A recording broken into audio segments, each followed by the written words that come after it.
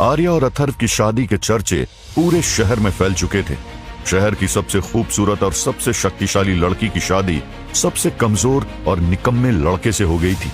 आर्या से एक तरफा प्यार करने वाले कई लड़के टियान सिटी में थे। उनमें से एक था आरव, जो इस वक्त अकेले कमरे में बैठा आंखों में गुस्सा लिए शराब पी रहा था। उसका दोस्त समर भी वहीं मौजूद था। वो फटीचर अथर्व फूल सी नाजुक आर्या के साथ सुहागरात मना रहा होगा। लंगूर के हाथ में अंगूर। मुझे तो लगता है आर्या ने मजबूरी में उससे शादी की है। तूने देखा नहीं था पूरी शादी में आर्या के चेहरे पर कितनी खुशी थी। कुछ ही देर पहले घोड़े पर सवार होकर अथर्व बारात लेकर आया था। पूरी टियान सिटी अंदर ही अंदर जल रही थी। खुश होने वालों में बस गिने चुने लोग ही थे। उनमें सबसे आगे थे अथर्व के दादाजी हरीन, कभी पूरे टियान सिटी में जिनका खौफ था, लेकिन उनके बहादुर बेटे की मौत के बाद और अथर्व के जन्म से ही कमजोर होने के कारण अब उनकी इज्जत काफी गिर चुकी थी। कबीले के रीति रिवाजों के अनुसार अथर्व और आर्या की शादी संपन्न हो गई थी। आरव का खून खौल रहा था।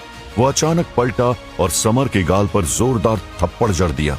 मैंने तुमसे कहा था अथर्व को जहर दे देना, तो फिर वो जिंदा कैसे बच गया?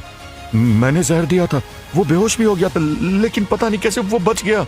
एक ऐसा खतरनाक जहर जो किसी भी इंसान को कुछ ही पलों में मौत के घाट उतार देता था। फिर भी अथर्व जिंदा कैसे बच गया? पहाड़ों में बैठा अथर्व अपने हाथ की ओर देख रहा था। उसकी हथेली पर हरे रंग का गोल आकार का निशान बना हुआ था, जो अब भी हल्के हल्के चमक रहा था। वो आकाश विषमोती था, वही आकाश विषमोती जिसकी वजह से कभी एक भीषण युद्ध छिड़ चुका था। अथर्व चुरू को साफ साफ याद आ रहा था वो दिन जो किसी दूसरी दुनिया में बीता था। वो वहां अथर्व चुरू नहीं, अथर्व देव था।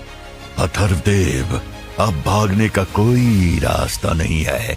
आकाश विषमोती सौंप दो तो शायद हम तुम्हें जीवित रहने का एक मौका दे सकते हैं। सर्प ध्वजा का लीडर अथर्व को ललकार रहा था। मौत की पहाड़ी के सबसे ऊंचे टापू पर अथर्व देव खड़ा था, एक हाथ में तलवार, दूसरे में चमकता हुआ हरे रंग का आकाश विषमोती। अथर्व देव, जिद छोड़ दे। आकाश विषमोती इस महाद्वीप की सबसे पवित्र वस्तु है और तुम इसके योग्य नहीं हो।